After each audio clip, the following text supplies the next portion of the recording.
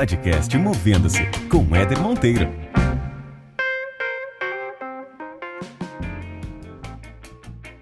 Muito bem. Mais um bate-papo incrível vai começar aqui no podcast Movendo-se. E eu sempre trago pessoas que, em primeiro lugar, me inspiram, que eu sei que inspiram outras pessoas e pessoas que são do bem, né? Eu tenho um cara aqui comigo agora que já falei isso pra ele, vou falar pra vocês que estão ouvindo a gente, que é um cara muito do bem, um cara sangue bom pra caramba. Conheci há pouco tempo, mas já me cativou com a energia dele, é uma energia incrível, acho que vocês vão conseguir perceber pela voz dele a energia que ele tem, que é uma energia fora do comum. E eu queria apresentar para vocês aqui Eduardo Valadares, professor Valade. Meu querido, super obrigado, cara, pela tua presença, por marcar ponto aqui nesse podcast que está começando agora, mas que eu tenho certeza que ele vai fazer história, porque ele vai impactar muita gente e você vai ser um dos caras que vai conseguir impactar essa quantidade de pessoas aí que estão ouvindo, né, em várias plataformas diferentes, indo para o trabalho, indo para academia, voltando para casa. Então tenho recebido muitos feedbacks super legais sobre o conteúdo. E você foi um cara que eu escolhi porque eu tenho certeza que pode contribuir muito com aquilo que as pessoas têm pensado em relação às suas carreiras, às suas vidas. Você tem feito isso já. Depois a gente vai falar um pouco sobre a tua trajetória, o que você tem feito de diferente para inspirar também outras pessoas e gerar insight em outras pessoas, que é o grande propósito desse podcast. É de gerar insight, é de inspirar, de fazer com que as pessoas se movimentem de alguma forma e transformem a vida delas para melhor, né? Se apresenta aí em um minuto, quem é o Valade? Éder, primeiro eu quero agradecer o convite, fiquei todo bobo aí com os elogios. Estou muito satisfeito, quero agradecer o convite aqui de participar do seu podcast Movendo-se, que eu já sou um dos grandes espectadores que tem acompanhado o seu trabalho desde o primeiro episódio. Te dou parabéns, que é uma iniciativa muito bacana da gente poder levar realmente conteúdo para muita gente. Bom, me apresentar, eu sou professor por natureza há 21 anos, eu sou professor de língua portuguesa, ensino redação, a praia de linguagens aí para o pessoal público de ensino médio, universitário. Eu também me considero palestrante, mentor, sou treinador de pessoas, já fui gestor de pessoas e hoje estou muito na praia aí de treinar as pessoas para as pessoas serem mais ousadas, para as pessoas aprenderem a desafiar seus próprios limites, seus próprios obstáculos, aprender a superar esses desafios pessoais. Eu hoje me considero então uma pessoa, gosto muito de usar esse termo, né? Multipotencial. Acho que a gente tem uma tendência sempre de quando se apresenta para uma pessoa de dizer uma característica só que tem. E eu gosto de dizer que eu tenho algumas. Inclusive, eu acabei de dizer o que eu faço, mas eu gosto muito de fazer uma apresentação dizendo o que eu sou. Então, quem é o Valade? O Valade, ele é 3 palavras. Eu gosto de dizer que eu sou empatia, coragem e vulnerabilidade. Show. É um tripé que eu gosto muito de usar para me apresentar. Empatia, que é essa palavra, né, de muita moda, as pessoas usam direto, às vezes até confundem. Empatia não é ser simpático. Empatia é você se colocar no lugar do outro. Coragem, pela etimologia da palavra, é agir com o coração.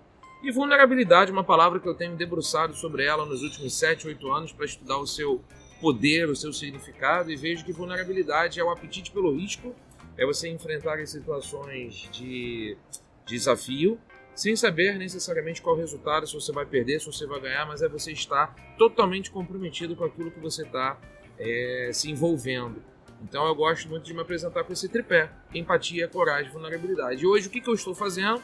Além de ser professor, eu também faço outras coisas, como eu já me apresentei. É isso. Muito bom, cara. E tá quanto tempo na estrada, Valade? Você tem uma carreira enorme aí de professor e muita gente passou já pela tua sala de aula, presencialmente, e há alguns anos, né, de forma virtual. Você pode contar um pouco. Mas quanto tempo você tá na estrada? Olha, eu comecei a trabalhar em 98, 99. Então já tô na estrada aí para 20 para 21 anos. Eu comecei sendo monitor de um cursinho pré-vestibular no Rio de Janeiro. Depois eu me especializei virando professor, né? Depois de ter feito a faculdade de letras. Eu sou formado em letras pela UERJ. E comecei a dar muita aula para a galera do ensino médio, galera do primeiro ano, segundo ano, aula de literatura, português, redação, transformando essas pessoas, capacitando essas pessoas para fazerem provas de vestibular. E aí depois eu virei autor de material didático, virei gestor de pessoas E até que eu saí da sala de aula depois de 16 anos, trabalhando num curso, num colégio, atuando com muitos alunos. Foi legal você falar, né? Muitos alunos realmente já passaram pela minha sala de aula. Eu fui professor por 16 anos e é uma vida, né? É uma vida. 50 tempos por semana de aula. Nossa. Então eu tive muito aluno. Por ano era em torno assim, de 1.500 a 2.000 alunos presenciais, contando alunos de curso, de colégio. E depois eu fui para o mundo online. E estou no mundo online até hoje, trabalho numa plataforma digital que também mostra conteúdo para muitos alunos no Brasil inteiro e ajudando essas pessoas, esses alunos a ingressarem numa universidade.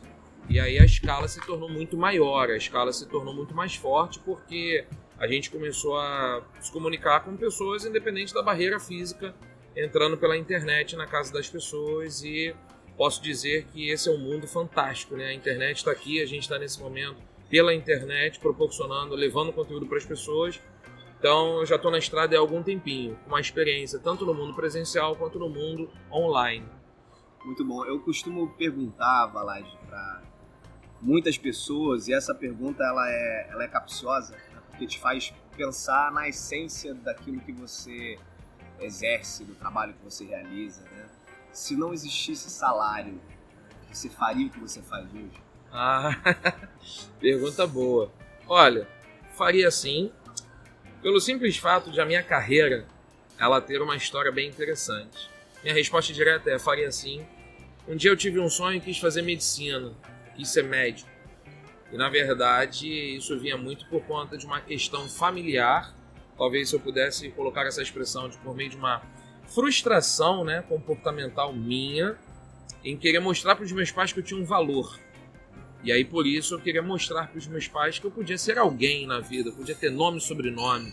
A gente cresce muito com esse estigma, né? Então fazer medicina, no meu caso, era uma espécie de um desafio de mostrar para os outros que eu tinha um papel bonito na sociedade. E aí eu me transformei quando eu assisti a uma aula de um professor, gosto sempre de falar o nome dele, que é o Naum, amigão meu até hoje. E eu na sala de aula percebi, não, eu posso muito bem fazer diferença, ajudando as pessoas, como eu queria sendo médico, sendo professor. Eu vou seguir a carreira que nem esse professor que está aí na frente me dando aula. No meio de uma aula eu me descobri que eu queria ser professor. E aí eu comecei a desenvolver essa coisa de me comunicar, de levar conteúdo, levar conhecimento. Hoje eu costumo, Éder, dizer que a minha missão na vida é levantar a autoestima, disseminar o conhecimento e proporcionar às pessoas uma mudança de visão do mundo, mudança de visão da vida, pela experiência que eu fui adquirindo. Eu gosto muito de trabalhar com essa palavra, né? Autoestima e entusiasmo. E aí, respondendo a você, se eu não tivesse salário, eu faria isso sim, porque hoje o meu grande entusiasmo é contagiar as pessoas pelo viés da aprendizagem, pelo conhecimento. Então, tudo que eu sei, tudo que eu fui adquirindo com a minha carreira, com o meu conhecimento, por que eu não posso compartilhar? Sim. Acho que é uma palavra muito importante, né? Século XXI, a gente precisa entender cada vez mais o poder dessa palavrinha do compartilhar. Então, se eu não tivesse salário, eu ensinaria as pessoas tudo que eu sei. Eu te perguntaria na sequência, você citou aí uma série de características que você provoca, né, nos outros, e o que isso te causa? Você usaria a palavra entusiasmo, então, como principal palavra? Ou de tudo isso que eu faço, né, de toda a dedicação que eu tenho para o outro, isso me causa pessoalmente entusiasmo. Seria isso? É uma via de mão dupla, né? Eu quero levar entusiasmo e receber esse entusiasmo de volta das pessoas pelo fato de eu achar que educação é luz. Sentido muito bonito, muito filosófico mesmo da palavra, né? Educação é conhecimento, é tirar a pessoa de uma situação em que ela não conhece algo e passar a conhecer algo. É tão bacana quando você entra numa sala de aula e assiste a um conteúdo que pode durar 20, 30, 40 minutos, 1h30, 2 horas, e você sai diferente daquela situação. Então isso é muito gratificante. Acho que para falar de entusiasmo a gente tem que falar também de gratificante, né? Como a gratificação de um salário é a gratificação quando você recebe o abraço de um aluno, o sorriso de um aluno. Você explicou um determinado conteúdo que parece um conteúdo denso, difícil, e a pessoa dá um sorriso do tipo: poxa, professor, obrigado, entendi. Valeu a pena ter ficado aqui, ouvir esse teu conteúdo. Pô, obrigado por compartilhar de novo a palavrinha, compartilhar esse teu conteúdo, esse teu ensinamento comigo. Entusiasmo, Éder, eu fui pesquisar há alguns anos essa palavra. Entusiasmo significa você ter Deus dentro de si. É entusiasmo, dentro da raiz, é entusiasmo. Entusis vem de Theos, Deus. Então essa coisa do entusiasmo, Deus não necessariamente é o conteúdo religioso, é um conteúdo de conhecimento. Então é quando você tem um conteúdo dentro de você, um conhecimento de você, e você quer colocar isso para fora.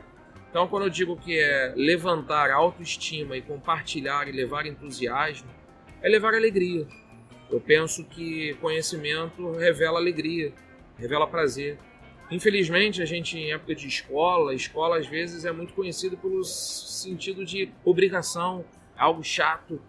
No meu contexto, a educação está ligado a tornar a pessoa melhor pelo viés do prazer, pelo viés da alegria, pelo viés do compartilhar experiência. Então, acho que é isso que me dá prazer, é isso que me dá satisfação, poder levar o que eu conheço, o que eu sei hoje, o que eu compartilho de conhecimento para outras pessoas.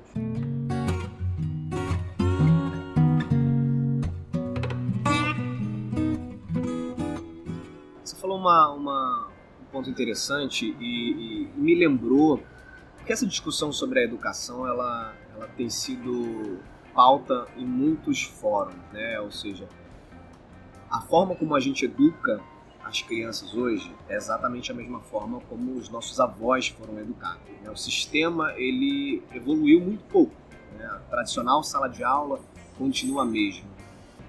E o que eu vejo de diferente, você talvez seja um grande exemplo disso, é que onde a gente consegue efetivamente ter uma fuga desse modelo tradicional, mecânico da educação, está justamente na educação online, que é onde acho que professores e educadores encontraram uma plataforma um pouco mais livre para trazerem a educação de forma diferente, né? Com alegria, com humor, que de fato seja prazerosa para o aluno. Sim. Faz sentido isso? Faz. De fato é um movimento que... Faz. Dando um passo atrás, só para um comentário bacana que você fez, assim, as escolas ainda estão reproduzindo o mesmo modelo da década de 60, 70, né? Alunos enfileirados, sentados, olhando para a nuca do colega, e a única referência do saber é o professor lá na frente, né? Acho que a sala de aula, até pelo aspecto físico, ela já podia ter mudado há bastante tempo.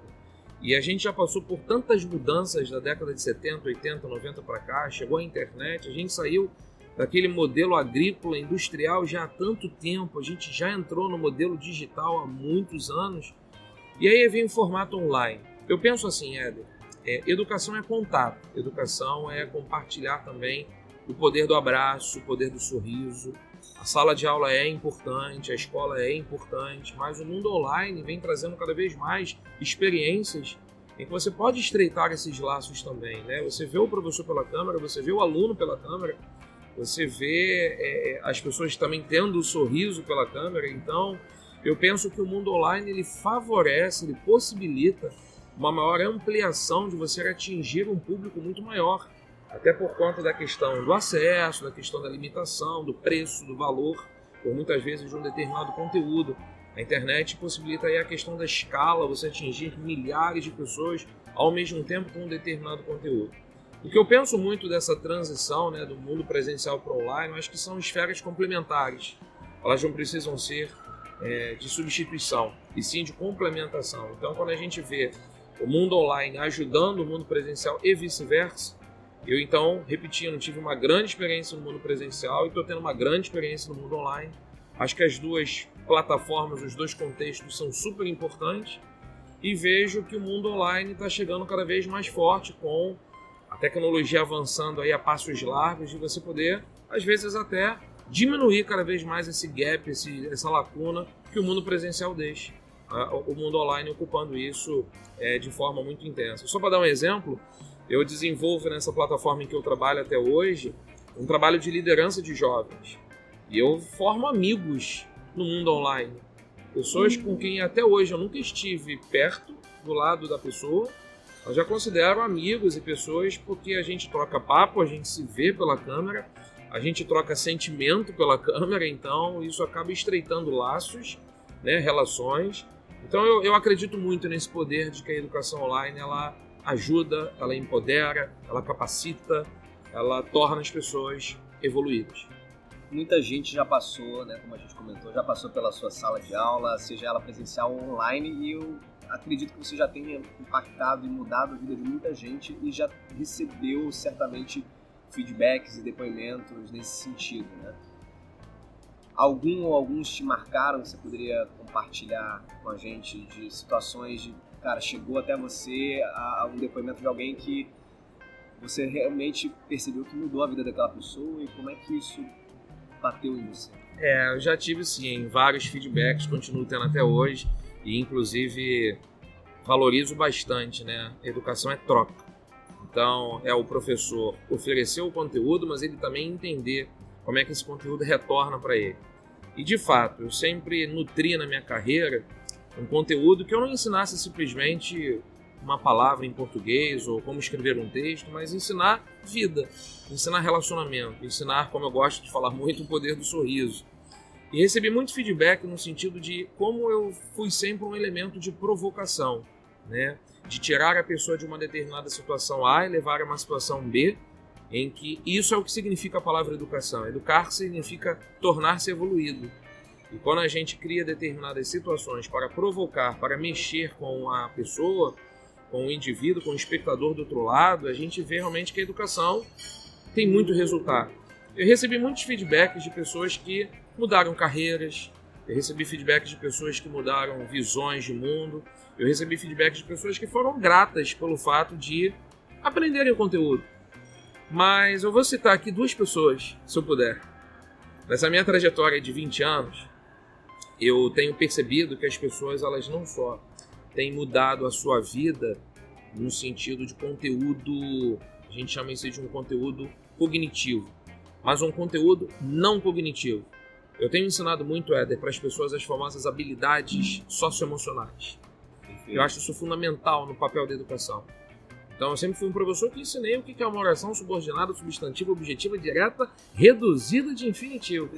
Mas eu passei a ensinar para as pessoas o que é empatia, eu passei a ensinar para as pessoas o que é foco, o que é concentração, o que é coragem. Eu tenho uma... Que é justamente o que a gente não aprende em momento nenhum na escola. Né? Exato. Nem em casa, nem no trabalho, sim. E a gente precisa disso todo dia, toda hora. Eu tenho uma ex-aluna minha, que foi minha aluna em sala de aula presencial, ficamos amigos, o nome dela é Natália. A Natália Brandão, ela tem sido um grande exemplo que eu posso dar sobre a palavrinha vulnerabilidade.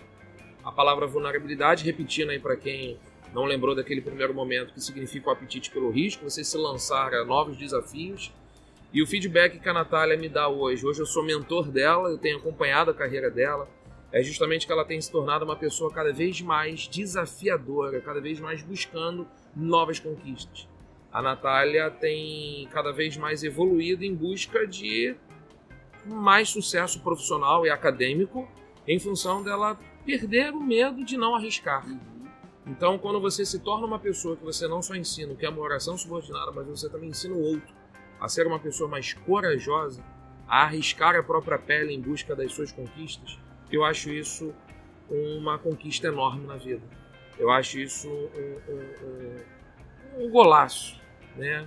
E aí a Natália é um exemplo de uma aluna que eu tenho hoje como uma amiga pessoal, que é um bom exemplo disso. Mas um feedback muito legal, Éder, que eu quero dar é de uma aluna que eu acabei de conhecer, faz mais ou menos 2 meses. É uma aluna deficiente visual, ela é cega, o nome dela é Tamara, e a gente se conheceu pelo mundo online. A gente se conheceu pelo simples fato de eu estar dando aula na plataforma digital e eu não estava sabendo que ela não estava me vendo. Até que eu fiz um sorteio de um concurso nessa plataforma e ela foi contemplada com uma conversa comigo. Eu sorteei uma consultoria de estudos. E aí troquei um papo com ela. E o papo foi de me arrasar. O papo foi de me contagiar. Porque assim como você lá no início me elogiou pela minha vibração e energia ao falar, a Tamara é um exemplo de pessoa que tem uma alegria assim no jeito de falar. Tanto é que há pouco tempo eu fiz também uma entrevista com ela e fiz questão de chamar a nossa entrevista de A Alegria de Viver. Eu perguntei, Tamara, de onde você tira essa alegria toda? Ela disse, sorrir, ser feliz é o meu grande propósito, é a minha grande felicidade, é o meu grande objetivo de todo dia. E aí a Tamara tem me ensinado. Eu acho isso muito importante, Éder. Professores têm a tendência de só ensinar. Mas a Tamara, que é uma aluna recente, tem me ensinado muito. Eu tenho aprendido muito com os alunos nesses meus 20, 21 anos de carreira. E se eu pudesse colocar essa coisa do feedback, do que eu recebo, das transformações que eu também gero na vida dos alunos, alunos geram muitas transformações na minha vida. E essas duas meninas que eu estou citando, Natália e Tamara, me ensinam muito. Me ensinam a ser uma pessoa mais corajosa do que eu acho que já sou. Até para conquistar cada vez mais desafios que eu penso na minha carreira.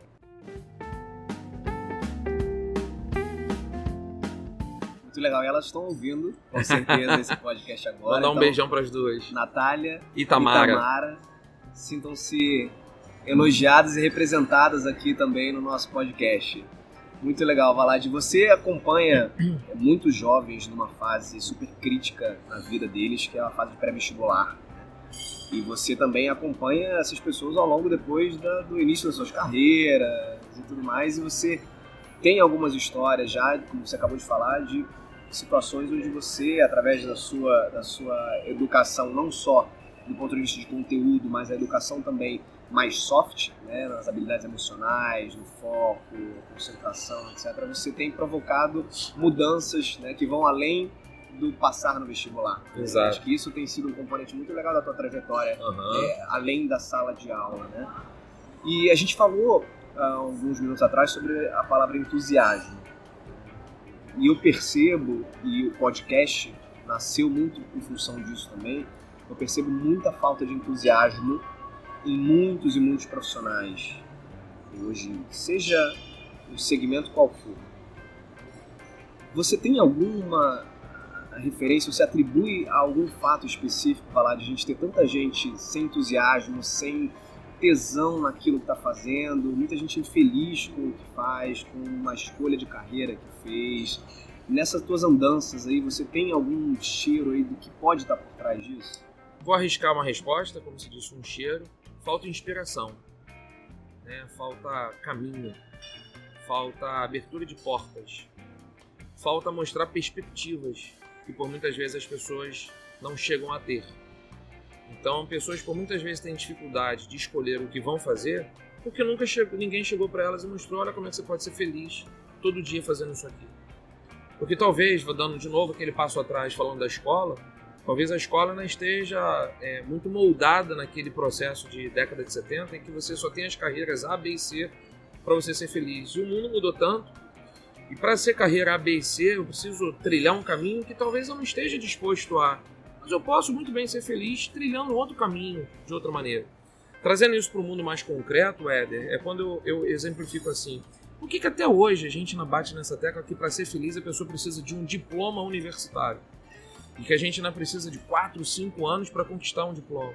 Será que eu não posso ser feliz numa carreira sendo um empreendedor? Ainda que para ser empreendedor eu preciso estudar muito, preciso ter uma carreira desenvolvida.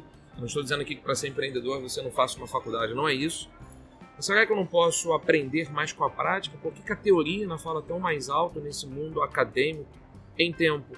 Eu sou professor, eu defendo a universidade, acho a universidade muito importante, mas eu também hoje defendo muito novos caminhos, novas possibilidades de as pessoas buscarem essa realização profissional, essa realização do seu tal propósito, palavra que a gente fala direto. Eu acho então, respondendo o que você perguntou, as pessoas estão muito sem, às vezes, caminho. Tanto é que eu sinto nos cursos, palestras, conversas que eu tenho, que quando você mostra, mas olha só, você pode ser feliz fazendo isso aqui. Você não precisa de muito, você pode ser feliz com o simples. Ah, é? É. Ah, mas é porque me disseram que para ser feliz eu precisava seguir um caminho muito longo. Não. Então eu sinto que as pessoas estão ainda um pouco com uma faixa nos olhos, sabe? Estão um pouco cegas, estão um pouco míopes. Eu acho que a gente precisa mudar um pouco a lente, a forma como as pessoas enxergam o que é ser feliz, o que é futuro, o que é ser feliz em quase meados do século XXI. A gente já evoluiu em tanta coisa, acho que a gente também pode evoluir dizendo para as pessoas que não é tão difícil buscar uma realização profissional. Basta a gente começar a definir o que te torna feliz todos os dias, a cada momento, de forma simples, de forma leve. Acho que a gente ainda torna escolha profissional, trabalho no dia a dia como um fardo, como um peso. E talvez esteja faltando para as pessoas inspirações. Esteja faltando para as pessoas exemplos esteja faltando para as pessoas né? referências de como eu posso seguir melhor. É isso. Excelente resposta, Valad. Você teve referências importantes na tua vida, mentores ou pessoas que fizeram muita diferença na tua trajetória? Difícil pergunta. Já tive vários. É difícil a pergunta porque quando a gente fala em mentor, a gente às vezes confunde o que é ser mentor, o que é um pai, o que é um ídolo, né? Meu pai já faleceu há bastante tempo. Meu pai, obviamente, minha grande referência de caminho, pelos valores que ele me ensinou. Mas eu também depois comecei a desenvolver muitas referências em meus professores. Então, assim como hoje eu sinto que eu sou uma referência como professor, eu tive muitos professores que são até hoje minha referência. Então, eu citei ainda há pouco o nome do Naum, que foi um professor que me fez descobrir virar professor. Eu também tenho outro professor que eu considero meu mentor até hoje, que é o Bruno Rabin. Mandar um salve aí pro Bruno. Um amigaço até salve, hoje. Bruno. O Bruno, ele foi meu professor de sala de aula. O Bruno virou depois meu gestor, virou meu chefe. Me ensinou muita coisa sendo funcionário, trabalhando junto com ele na mesma equipe. E até hoje a gente troca muita bola. Acabou que hoje a gente se tornou, né, depois de muito tempo, há bastante tempo, na verdade, a gente se tornou companheiro de profissão. E até hoje ele me ensina bastante coisa. Ele é uma grande referência. Mas eu tive muitas referências que eu gosto de dizer, Éder, assim, ao longo da vida, que eu fui adquirindo pela minha trajetória. Não só profissional, mas também pessoal. Outro mentor a quem eu tenho uma gratidão absurda, que se tornou um segundo paizão, é meu sogro. Então, meu sogro me ensina muito. Meu sogro já abriu referências de conhecimentos na minha vida. Ele que me mostrou o caminho do que é ser coach. Ele que me mostrou o caminho do que é a Cabala, por exemplo, que é uma referência que eu tenho, um ensinamento muito grande que eu sigo. Foi o meu coach que foi meu sogro, que virou um grande mentor, um grande coach na minha carreira, mostrando possibilidades de caminhos que eu poderia adotar, que eu poderia seguir. Então, eu cito algumas pessoas como referências e eu coloco sempre professores como referências da minha trajetória. Eu gosto muito de ser grato, né, às pessoas que foram sempre abrindo caminhos, abrindo possibilidades, abrindo referências. E eu sou um cara muito aberto a fazer cursos, imersões e estudos em autoconhecimento. Então eu tenho 2 mestres, a quem eu também sou muito grato, que por meio dos cursos que eu fiz com eles, eu aprendi muito, que são o Walter Tamer e o Márcio Ribar.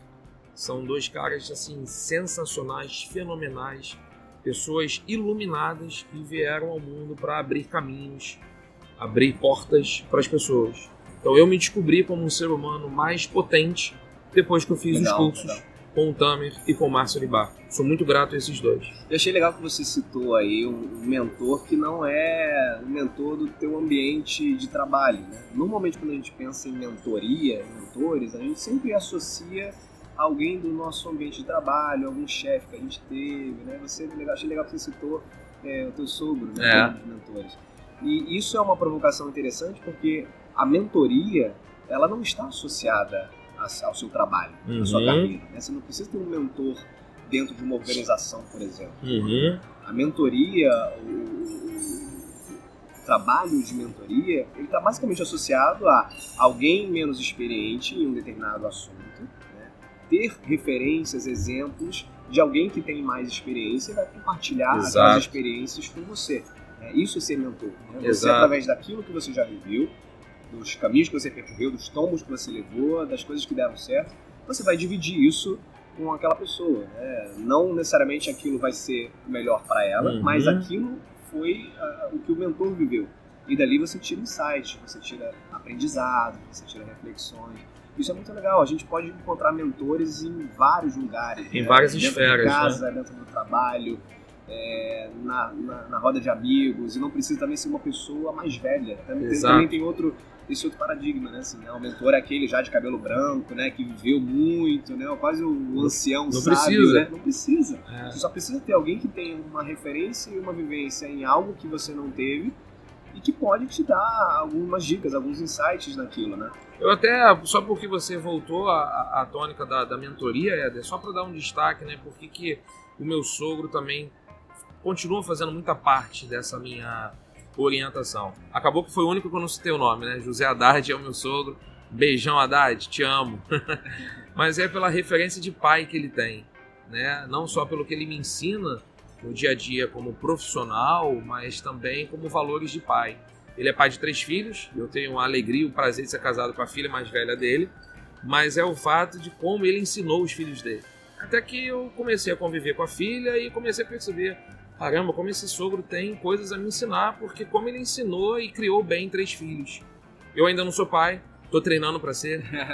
A melhor coisa da vida, cara. Exato, eu quero muito ser pai, acho que é a minha próxima missão.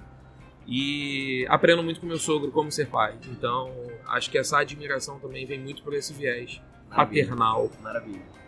E Valad, você começou um projeto recentemente aí que fala muito sobre caminho, sobre novas possibilidades, sobre carreira, sobre transformação, que é o Sorti. Isso. Né? Conta um pouco pra gente o que é o Sorti, cara, da onde surgiu essa ideia e como é que as pessoas têm, né, acessado esse tipo de conteúdo, esse tipo de programa. Legal. Sorti, só para começar, é uma palavra em francês que significa saída. Vamos começar explicando a palavra. Depois eu explico, né, a motivação da palavra, depois eu explico o curso. Sorti começou a partir de uma viagem que eu fiz em 2018 para Paris. Eu fui convidado para um evento e passei uns dias de férias depois. E por todo lugar que eu andava, museu, metrô, ponto de ônibus, estava escrito Sorti, Sorti, Sorti. Obviamente que eu fui ver o que era saída. Pô, que palavra sonora, bonita, Sorti. A palavra ficou apenas no meu ali imaginário, no meu pensamento. No primeiro momento eu não pensei em nada, não. Voltando para o Brasil, eu estava fazendo uma transição profissional. Eu estava deixando um pouco o meu lado de gestor de pessoas, gestor de produtos, para intraempreender a minha carreira, que é o que eu estou fazendo muito hoje. E eu resolvi, então, montar um curso cujo objetivo é levantar novos caminhos para as pessoas serem felizes. Então, o Sorti é um curso online que eu desenvolvi, são 4 encontros, 4 aulas, em que a gente conversa com os alunos sobre como descobrir sua carreira ou não. Eu brinco assim na primeira aula. Depois eu explico sobre as habilidades que a gente costuma ainda chamar habilidades do futuro, mas que eu já digo que são as habilidades mais do que do presente. Sobre inteligência emocional, o que um profissional precisa ter hoje para se desenvolver bem no ambiente do mercado de trabalho, esse novo mercado que temos. Depois a gente fala bastante sobre metodologias de aprendizagem. Eu uso uma expressão em inglês que traduz isso, né? Growth Mindset, a metodologia de mentalidade do crescimento, você ser capaz de aprender o que aparecer na sua frente. E como última aula eu falo muito sobre o projeto de vida, como é que você usa uma ferramenta Roda da Vida, Enneagrama, para você descobrir um pouco mais as tendências que estão à sua frente. É um curso que em geral não dá respostas, o curso traz mais perguntas. E eu acho isso sensacional, porque a gente está muito habituado a um raciocínio de que eu preciso fazer mentoria, um curso, um treinamento e já obter a resposta pronta. Quando não? A minha grande proposta no curso Sorti é oferecer mais dúvidas, mais perguntas. Aí sim, a pessoa a partir dali começa então a procurar um orientador vocacional, a pessoa de repente procura um psicólogo, a pessoa de repente procura um outro especialista, que é um coach profissional, para a partir dali, poxa, acho que a minha carreira pode ser enveredada por esse caminho. Seja a pessoa que ainda está em vias de se descobrir, seja aquela pessoa que já trabalha, mas está muito inconformada, incomodada, estagnada e gostaria de trabalhar com outra atuação. E nesse Sorti, Éder, eu trabalho muito com um dilema. Tem um livro que eu gosto muito de indicar nesse meu curso, que é um livro que se chama Eu Sou as Escolhas que Faço, da Ellie Luna. É uma autora, Ellie Luna, Eu Sou as Escolhas que Faço. E nesse livro ela trabalha com uma dicotomia entre a segurança e a paixão.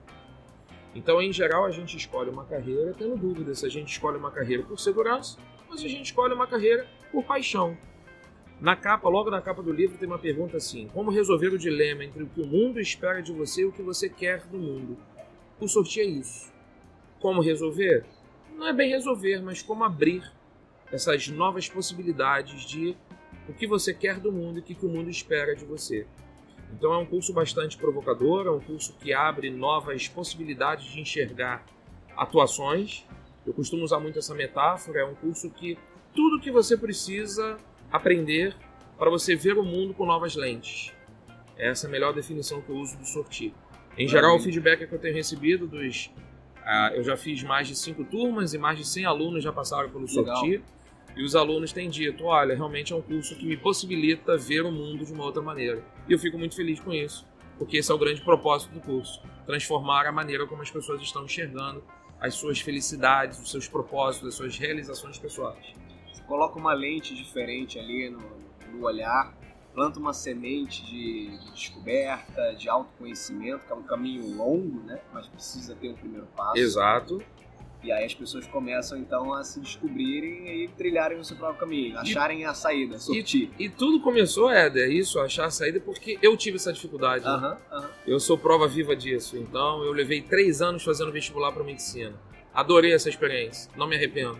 Foi ótimo ter passado por isso, porque me tornou o profissional que sou hoje. Então eu não acho que perdi tempo na minha carreira. Pelo contrário, ganhei muita experiência, ganhei muita vivência de mundo e posso dizer que o sortir é fruto disso. Eu gosto muito hoje de poder ajudar as pessoas a ter uma nova lente, de enxergar a vida de uma outra forma, coisa que eu com os meus 16, 17, 18 anos não tive oportunidade. Sensacional. Está ajudando muita gente, né? Tá fazendo com que muita gente se descubra, realize eventualmente seus sonhos. E você, cara, tem algum sonho que você não realizou ainda, que está aí na listinha? Tem um sonho de ser pai. Esse sonho que é o mais presente, que é o mais atual, que é o mais de perto, que eu quero realizar. Acho que vim ao mundo realmente preparado para isso. Um dia eu esbarrei com o Murilo Gun num evento que a gente estava, e o Murilo Gun fez essa pergunta para mim. Murilo. Um cara, inclusive, muito inspirador na minha carreira. Eduardo, por que você quer ser pai? Ele perguntou assim de bate-pronto. E aí, por quê? Qual é o teu propósito? Por que você quer ser pai? E aí, na hora, eu não tive uma resposta assim muito pronta. Aquele sotaque dele, né? Diga aí, papai. Diga aí, por que você Diga aí, papai. Isso mesmo. E eu respondi pra ele, porque eu acho que eu já ensinei tanta gente, eu quero aprender mais. Né? Maravilhoso. E aí, é um pouco do clichê, eu quero aprender sendo pai, mas é meio isso, né? Eu acho que a minha carreira foi muito ensinando jovens, adultos a ter um determinado conhecimento, conteúdo, e eu quero agora voltar à esfera de aprender. Eu quero aprender algo novo com um filho, uma filha, e entrar nesse mundo da paternidade, eu tenho certeza que eu vou aprender demais. Eu tenho 2, né? Eu tenho o Miguel de 8 anos e tenho o Theo vai fazer 3. Cara, eu falo sem sombra de dúvidas que nesses 8 anos aí, do Miguel 3 e do Theo, eu aprendi muito mais com eles do que eles aprenderam comigo. Sem dúvida nenhuma, cara. Realmente a paternidade traz um amadurecimento, um aprendizado, um olhar diferente para a vida, né? Que vai ser um divisor de águas, não tenho dúvida. Tomara. Muito legal. E tô aberto a isso. Isso aí. Livro de cabeceira. É uma pergunta que eu sempre tenho feito aqui também para os nossos convidados, bate-papo. Você é um cara que lê pra caramba, né? Tem muito conteúdo. Mas se você pudesse indicar hoje um livro legal para as pessoas... Pode ser mais um. Pode ser mais um. Eu vou indicar 2. E como você usou a expressão de cabeceira, foi o livro que fez a minha grande mudança. Eu não vou chamar só de mudança profissional, vou chamar de mudança de carreira, de visão das coisas. Que é o livro da minha grande inspiradora, Brené Brown. Brené Brown está inclusive muito na mídia, lançou um documentário no Netflix. Brené Brown tem altos livros escritos, mas um dos primeiros foi o segundo livro dela, A Coragem de Ser Imperfeito, é o livraço da minha cabeceira. Como é que você aprende a usar a vergonha e a vulnerabilidade para você ousar na vida? Então, como superar, né, a questão da vergonha, como você aproveitar o contexto de como você ser vulnerável para você ser mais do que você é. Eu li esse livro em 2013 e depois eu fui logo em seguida fazer uma imersão de autoconhecimento e isso foi o elemento catastrófico na minha vida do ponto de vista positivo para eu parar e falar assim, peraí, eu tenho defeitos, eu tenho problemas, mas eu tenho muitos pontos fortes. Vamos desenvolver os pontos fortes? Então a coragem de ser imperfeito é justamente uma lição que as pessoas precisam aprender, que por muitas vezes pai e mãe precisam aprender, filhos precisam aprender, professores precisam aprender, porque acaba que a gente vive um mundo de uma ditadura do sucesso, uma ditadura da felicidade, e esse livro trabalha justamente com o conceito do erro, da falha. O erro é uma excelente fonte de aprendizagem, e é disso, essa lição eu tirei desse livro. Perfeito. E o segundo livro, um livro que eu li ano passado, 2018, eu li um livro do Taleb, de Sam Taleb, é um livro chamado, em inglês, eu li primeiro na versão em inglês, Skin in the Game, e em português ele já tem a tradução, que é muito boa a tradução, que é um livro Arriscando a Própria Pele. Arriscando a Própria Pele, que também está um pouco nesse viés, nesse caminho de você se aventurar, de você ser mais ousado. Daí, inclusive, de 2018 para 2019, eu estar defendendo tanto esse conceito de o mundo é dos ousados, o mundo é das pessoas que se lançam, o mundo é das pessoas que perdem o medo, o mundo é das pessoas que têm a coragem um pouco mais aflorada. Eu acho que hoje, Éder, esse é o meu grande papel, ensinar as pessoas. Eu usei a expressão perder o medo, não se perde o medo, né? Se vence o medo. Na verdade, o medo é uma coisa constante nas nossas vidas. Você aprende a lidar. E hoje o meu grande papel, o Sorti faz isso, as minhas palestras, os meus treinamentos fazem muito isso, é ensinar as pessoas a conviver com medo. Medo é uma natureza, faz parte da tua formação. A gente se esquece, né? Nós somos humanos, mas antes de humanos somos animais. Animais têm medo, logo os seres humanos têm medo, isso é super natural. Medo é sempre quando você não conhece algo, é a situação do desconhecido. É ter medo por alguma coisa. No que você passa a conhecer algo, você passa a ter mais intimidade com algo, você passa a ter menos medo. Então são esses 2 livros que eu boto aí como referência, como indicação. São livros que mudam vidas, são livros que mudam caminhos. A Coragem de Ser Imperfeito, Brené Brown, e do Nissan Taleb, Arriscando a Própria Pele. Anotado. Valad, pra gente fechar, você falou ao longo desse nosso bate-papo, e agora no final também citando um dos livros, sobre ousadia. E cara, essa palavra pra mim tem sido uma palavra muito forte em vários aspectos, né, da minha vida, e não só pessoalmente, né, no processo de olhar para dentro, mas também como eu externalizo isso. Então, falamos há pouco da paternidade. Né? Eu tenho pensado muito no processo de educação dos meus filhos e inclusive olhando para esse mundo que vem pela frente, que a gente não sabe, por exemplo, quais são as profissões que vão existir daqui a 10, 20 anos. Né?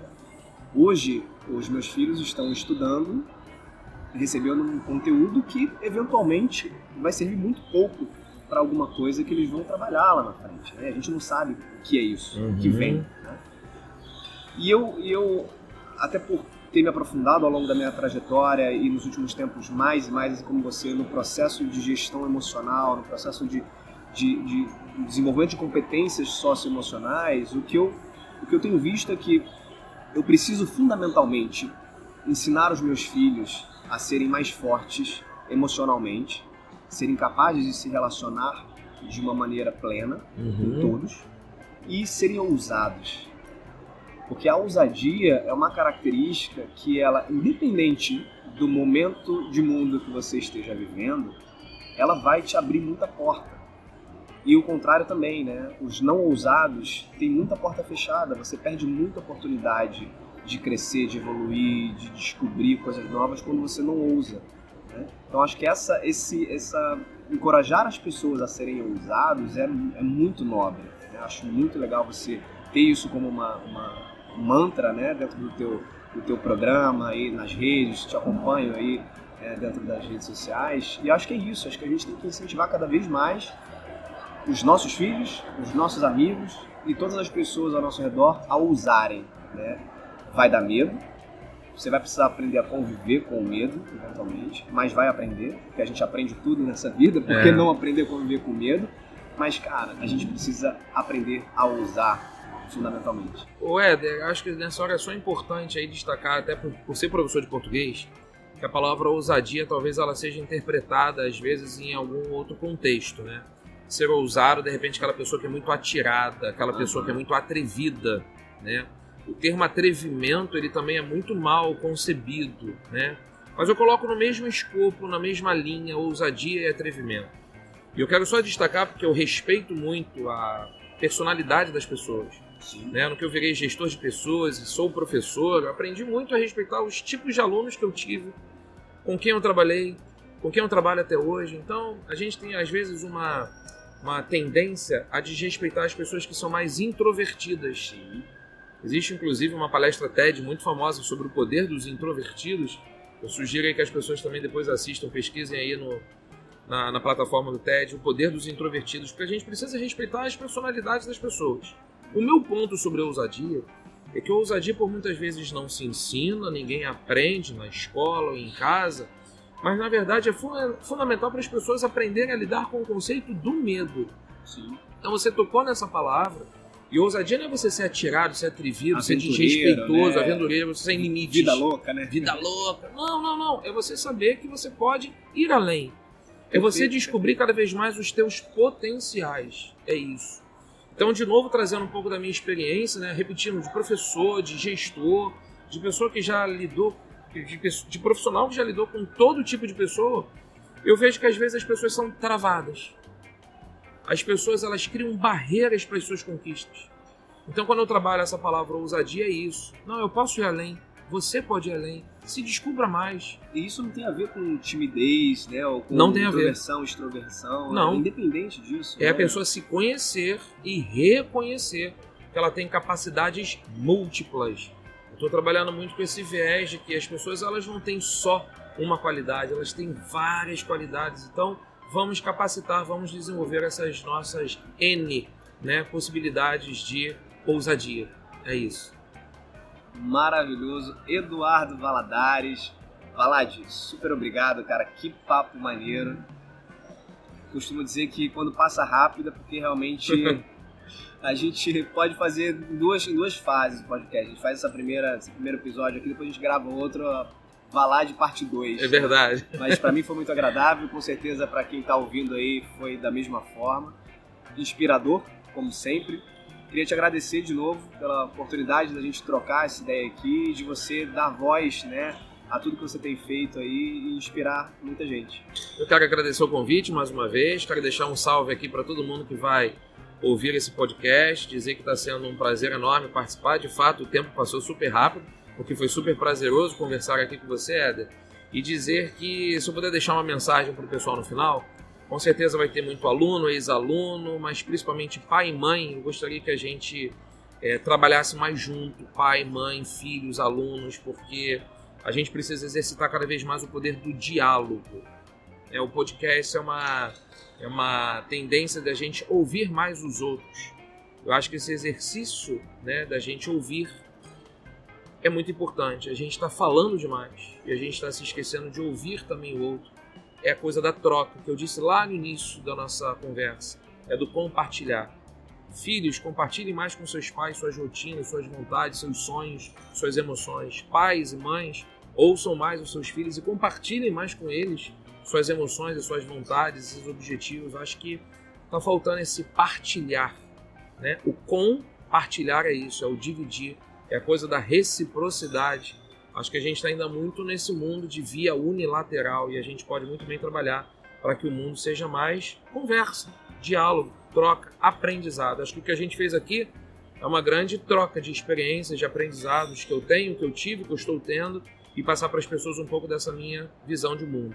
Eu quero deixar uma frase que não é minha, é da Susan David, que é autora também de um livro sensacional. A Susan David tem uma frase que ela diz assim: a coragem não é a ausência do medo, a coragem é o medo andando.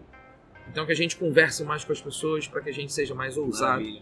E que a gente aprenda que a coragem não é você não ter medo. Coragem é você ter medo, mas é você enfrentar, é você aprender a lidar com esse medo e ser feliz, ainda que tenha medo. É isso. Salva de palmas, vou colocar na edição aqui umas palminhas batendo.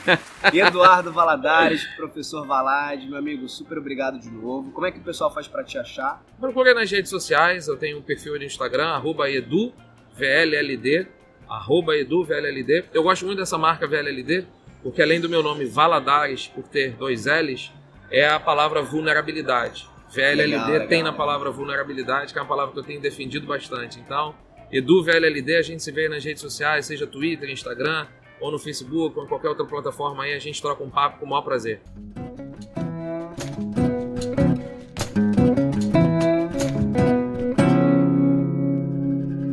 Fechadíssimo.